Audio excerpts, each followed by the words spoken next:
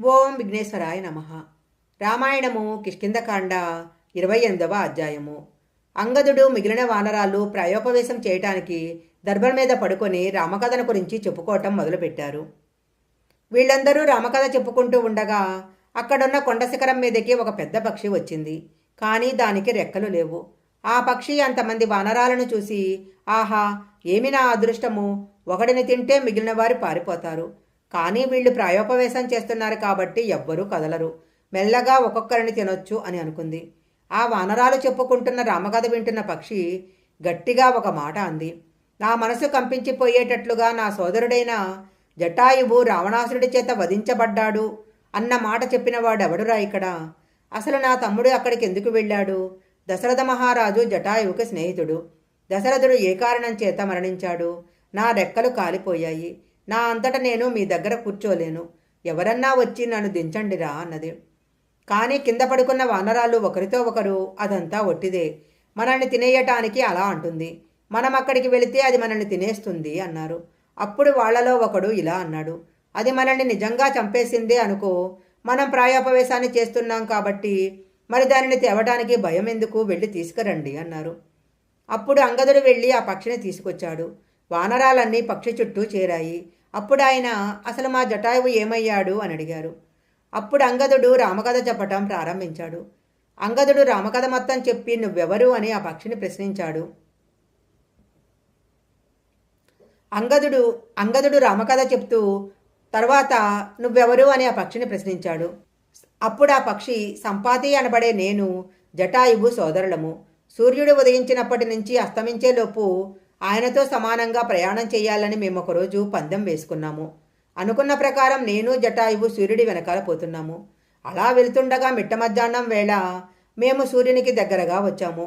అప్పుడు సూర్యుడి వేడిని భరించలేక జటాయువు శ్రోదప్పి కింద పడిపోతున్నాడు. పెద్దవాడిని కాబట్టి తమ్ముడిని రక్షించాలని నేను నా రెక్కలను జటాయువుకి అడ్డంగా పెట్టాను. అప్పుడు ఆ సూర్యుడి వేడికి నా రెక్కలు కాలిపోయి వింజపర్వతం మీద పడిపోయాను.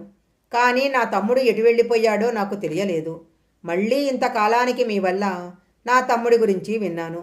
నా తమ్ముడు చనిపోయాడన్న వార్త వినటం వల్ల నాకు చాలా బాధ కలుగుతుంది.